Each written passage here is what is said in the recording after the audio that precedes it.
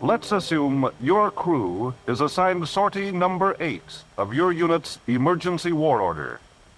You were launched under positive control some 2 hours ago, and the closing rate to your assigned target is 7 miles every minute. You don't know whether this is the real thing or not. You won't know until you've reached your go, no-go position. The technical details of your aircrew duties are second nature to you. You know your business, and through past experience, you know that every detail in your combat mission folder, the route, refueling areas, turn points, IPs, and delivery tactics, has been carefully planned and cross-checked by the most highly qualified staff of combat planners available. In the mission planning stages, your particular sortie has been flown and reflown. IBM computers have been freely utilized to feed adverse planning factors into your sortie, cranking in varied power settings, worst wind factors, loss of engines or power, as well as high and low delivery components. In all this, the planners aim to assure you the best fuel pad and time-distance separation obtainable from weapon effects.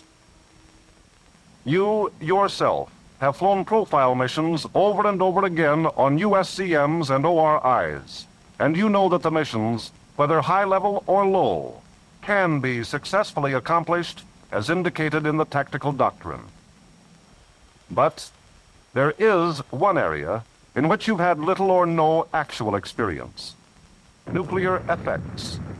So it is understandable if there is an air of uncertainty about it in the back of your mind.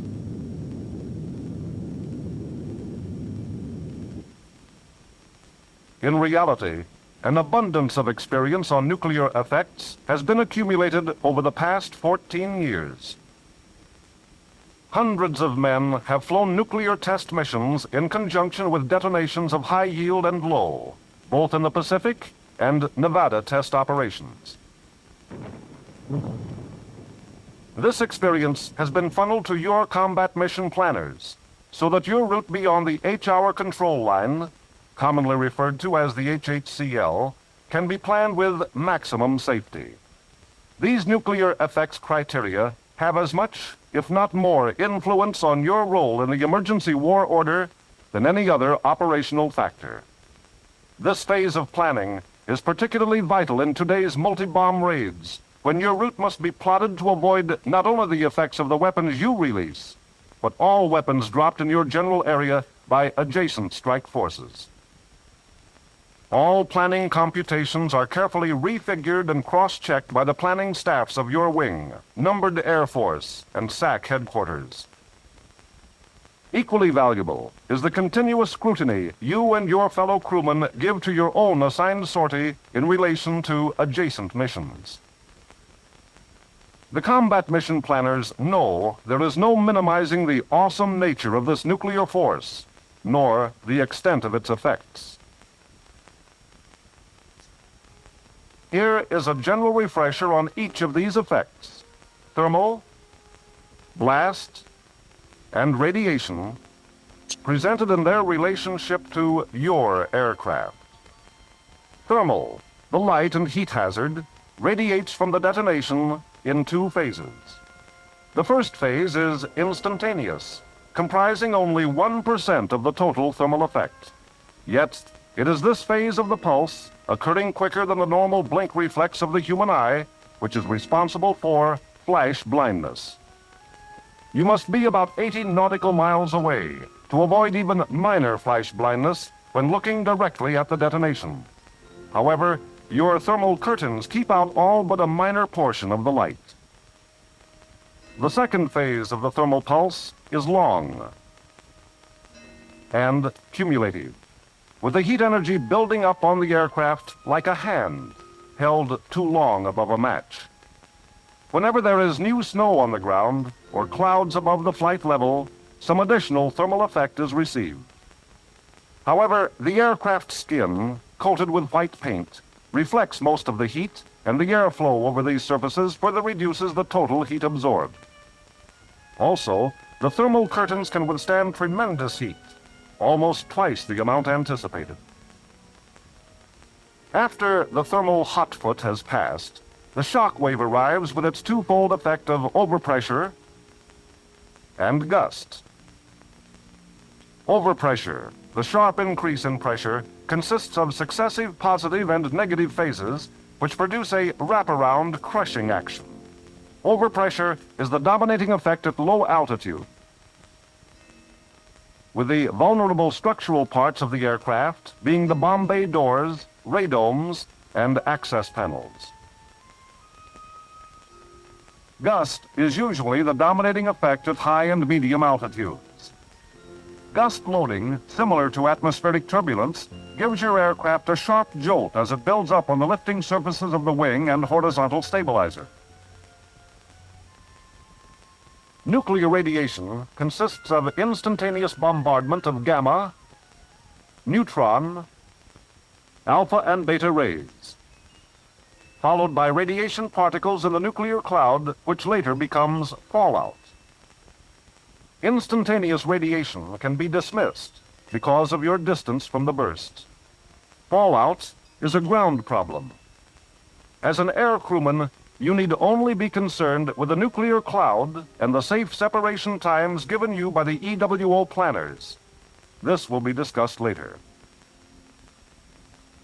In concluding this general rundown on nuclear effects, here is a representative chart showing the limiting envelopes of radiation and thermal compared to those of overpressure and gust.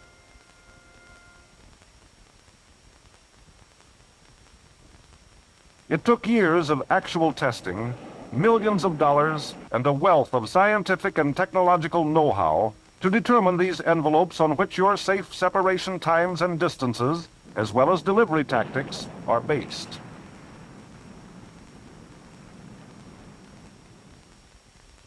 Shortly after the Hiroshima and Nagasaki results expanded concepts of warfare into atomic dimensions, men from the armed services, the Atomic Energy Commission, and scores of scientific laboratories began trooping out to the Marshall Islands in the Central Pacific and to the desert wastes of Nevada for periodic nuclear weapon tests and weapon effects operations.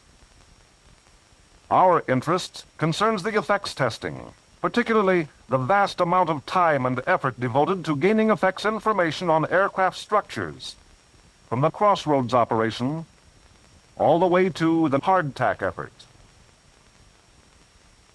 On Crossroads, a modest beginning was made when the Navy placed instrumented aircraft and separate components aboard its test ships in Bikini Lagoon. The kiloton yield Able and Baker shots provided only a smattering of blast and nuclear radiation data.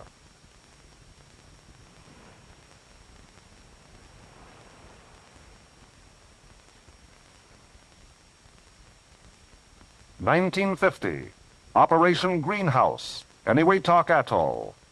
Besides instrumented aircraft components set out on the islands in the vicinity of several kiloton size bursts, instrumented drones skirted the burst area to gather blast and thermal data.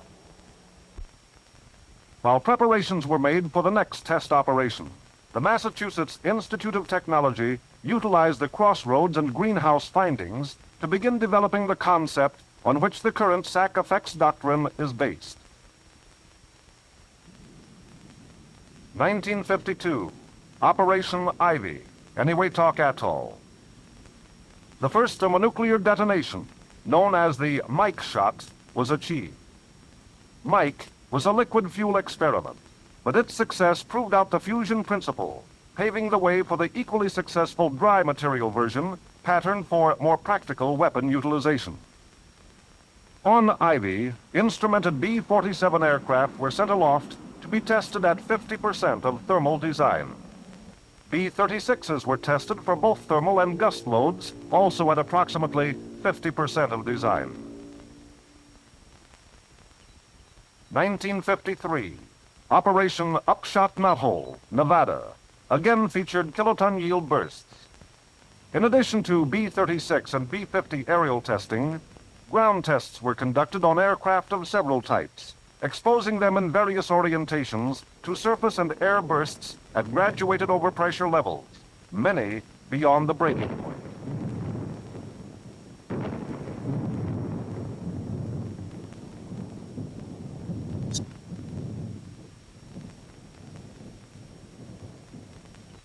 The aim was to verify laboratory tests and analyses concerning failure modes on aircraft through overpressure and gust effects.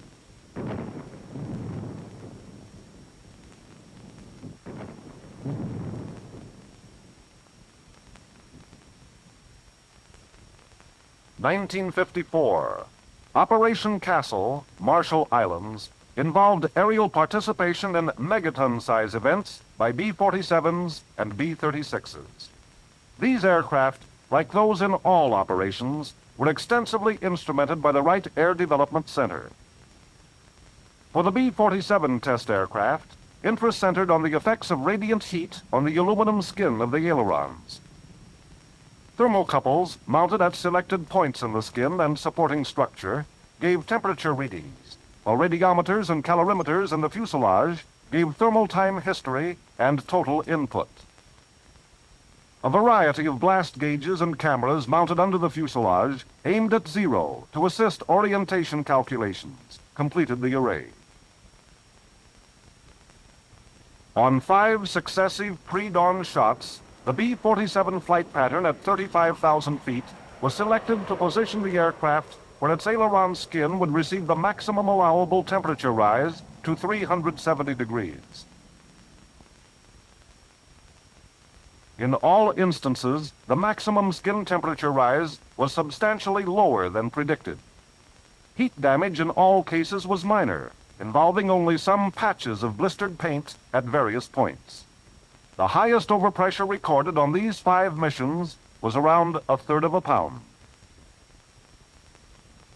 1955, Operation Teapot, Nevada. Teapot's most ambitious aircraft structures test involved 3 F-80 drones to investigate lethal blast effects at shock arrival time from a 22-kiloton tower shot.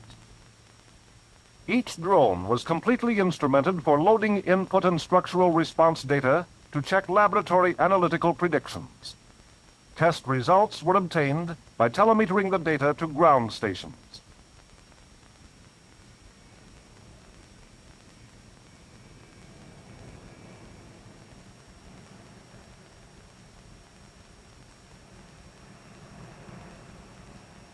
The aircraft were positioned directly overhead at altitudes of 3,800, 4,300, and 5,100 feet.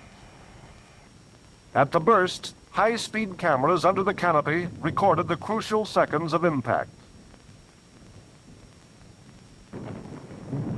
The wingtip instrument pods of the lowest F-80, only 3,800 feet above the burst, were blown off with a shockwave.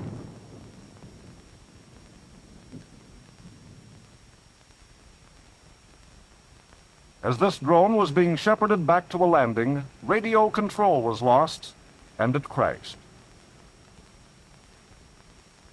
The other 2 drones suffered relatively minor damage. The middle drone was brought in without incident, while the top aircraft's nose wheel collapsed after landing, resulting in the drone's pileup at the end of the runway. The results of the F-80 test had important application to in-flight blast response for all types of aircraft. Also on Teapot, this array of vertical stabilizers placed close to the burst provided information on structural response under gust loading.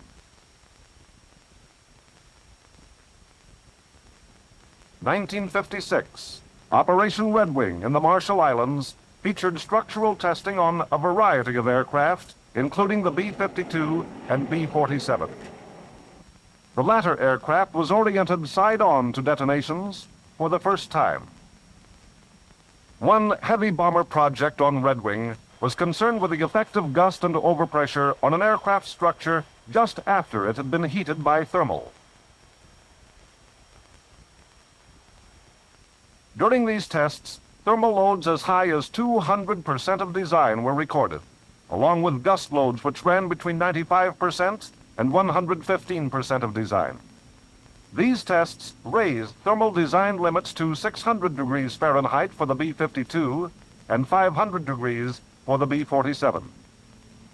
Throughout the years, on selected weapons test operations, SAC aircraft and crews participated to refine operational procedures. Perhaps the most significant was the IBDA project on Operation Red Wing, where SAC crews of the 301st Bomb Wing flew simulated delivery and breakaway maneuvers above 6 weapon detonations ranging up to 5 megatons in yield. It is interesting to note the increased confidence of these crews on successive missions. On the first event, crew timing errors resulted in one aircraft being 2.5 times further away from ground zero than scheduled. On the second event, this error was cut to 7 seconds in time, or less than 1/10 of a nautical mile in distance. On the third event, the error was reduced to 2 seconds in time and a negligible amount in distance. During ensuing missions, each aircraft was at the assigned spot in time and distance. On Red Wing also, a research and development aircrew accomplished the first delivery of a megaton bomb by a B-52 bomber.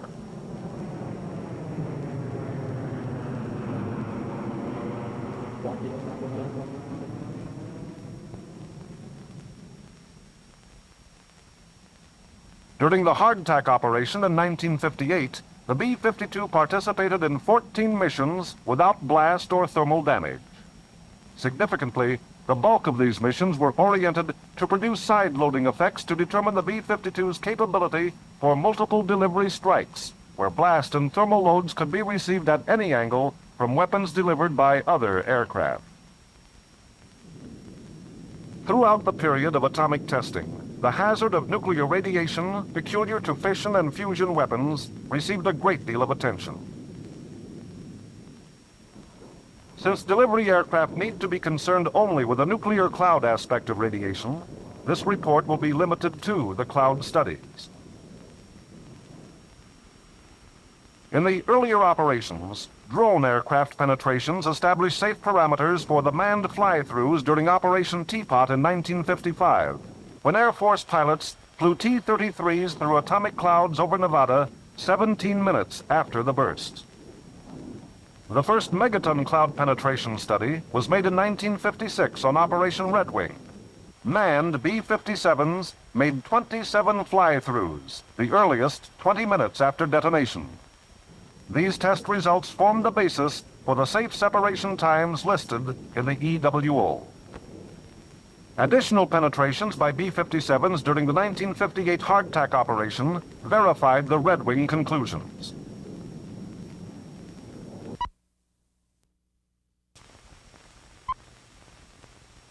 Throughout the years of nuclear testing, field operations were closely tied in with laboratory and aircraft plant activity.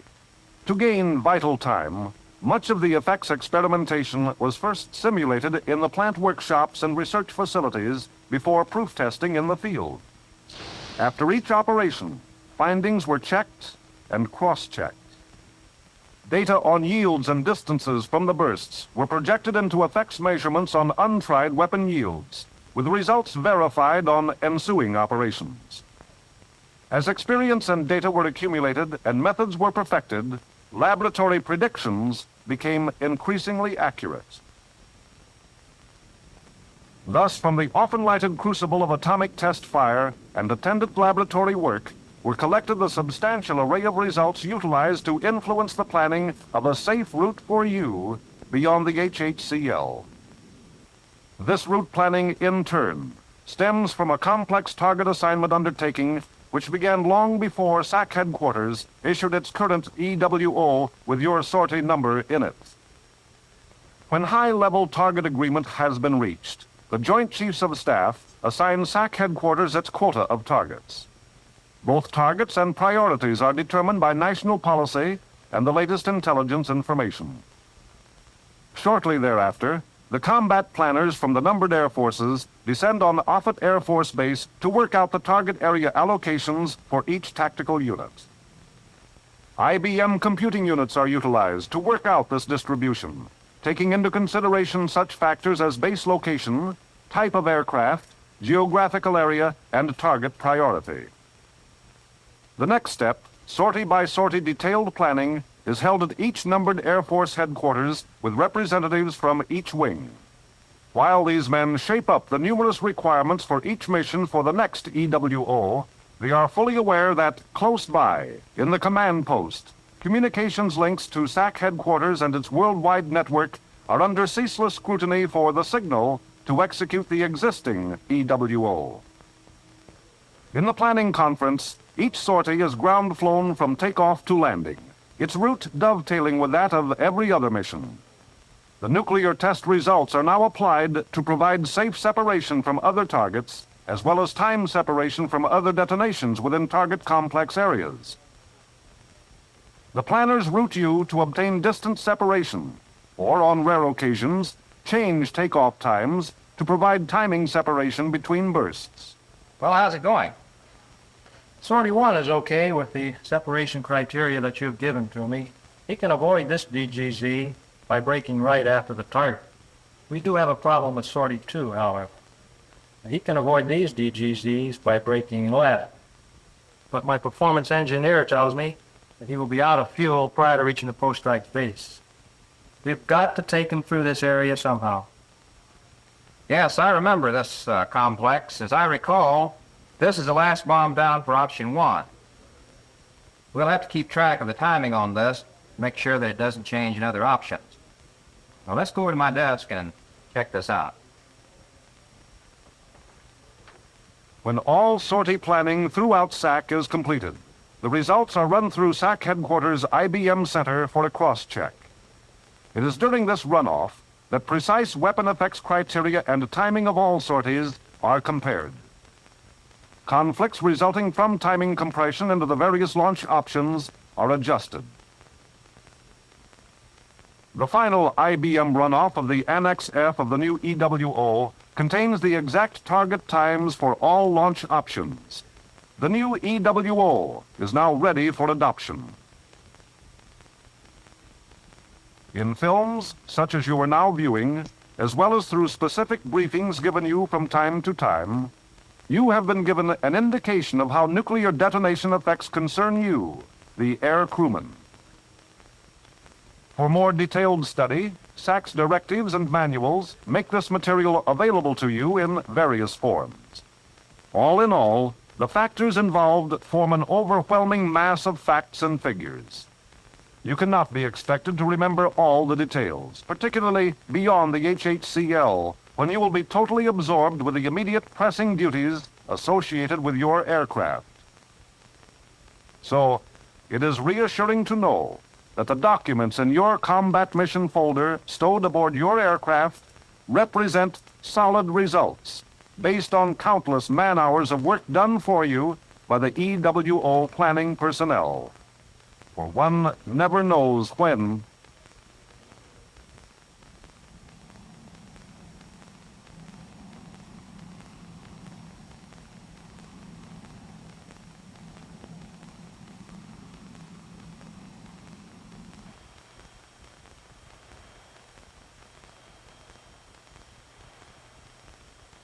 Navigator, this is Pilot. Haven't we about reached a turnaround point? I'm about ready to head home. Good timing. All set to change heading to standby 1. Something's coming in. Sky King, this is Migrate. Do not answer. Break. Alpha Sierra Foxtrot. Bravo Juliet Oscar. Papa Mike Tango. Break. Code. EW, check that authentication.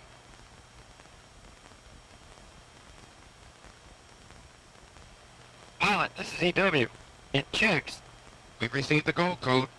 Check your envelopes.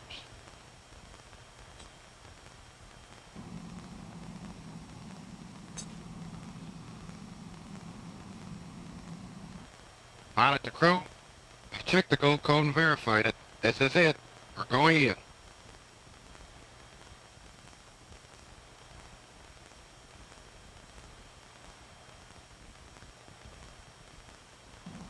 So you bore in past the HHCL.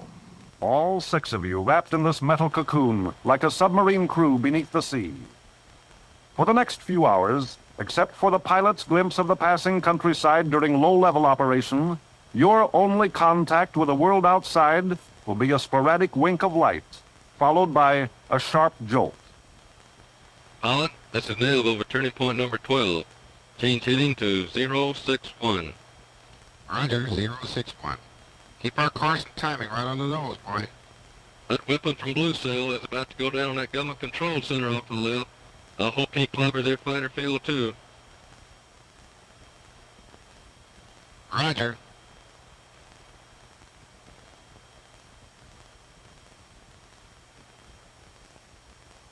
Guess that makes the war official, man. Keep those curtains buttoned up. We get your shockwave in a few minutes.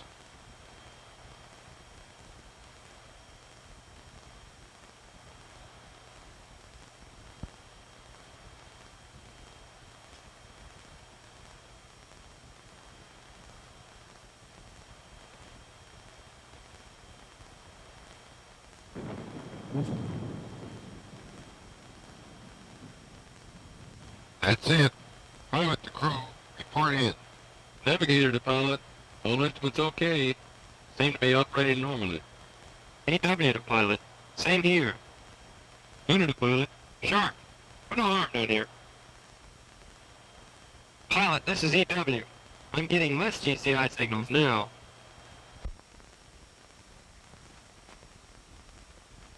Pilot?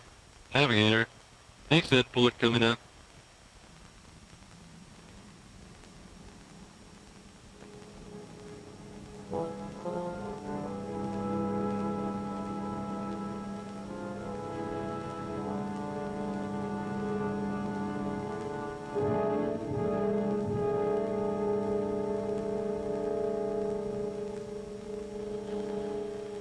I'm going to keep this bird clipping hedges. Just don't let your eyes off the panel. As soon as you see the flash, grab the controls. Put us on instruments. I'll close the curtain and let you know how I am after I take off this patch. Roger, sir.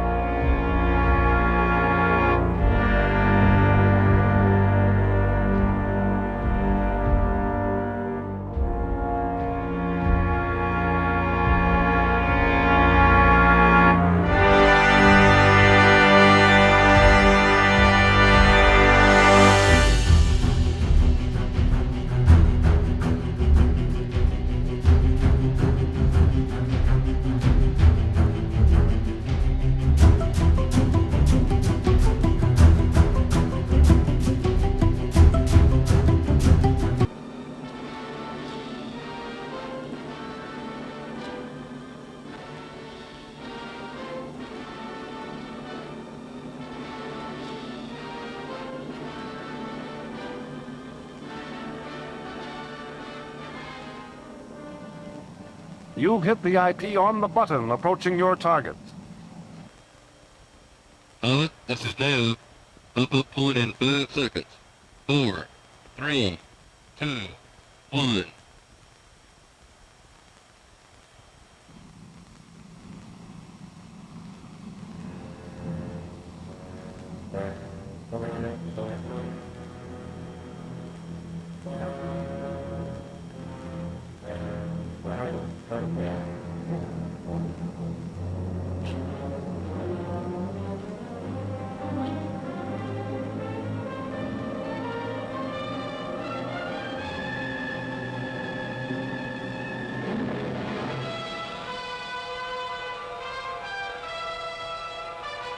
On the way.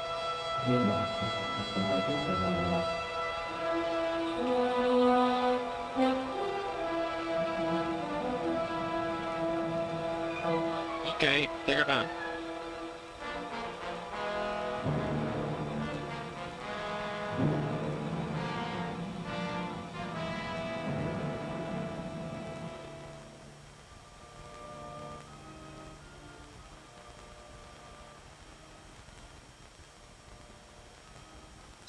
Now to get that separation distance between you and the bursts.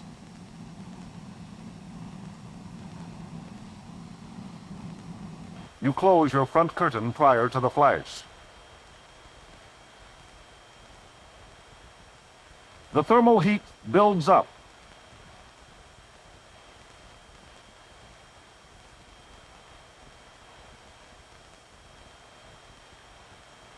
I have the crew clear for shockwave route. Roger. All right, man. Brace yourself.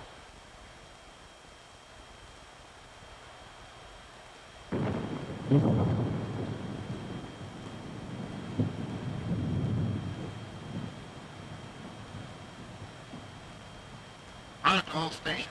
Give me a damage report. Pilot, this is Bill. Seems all right here. Radar 2.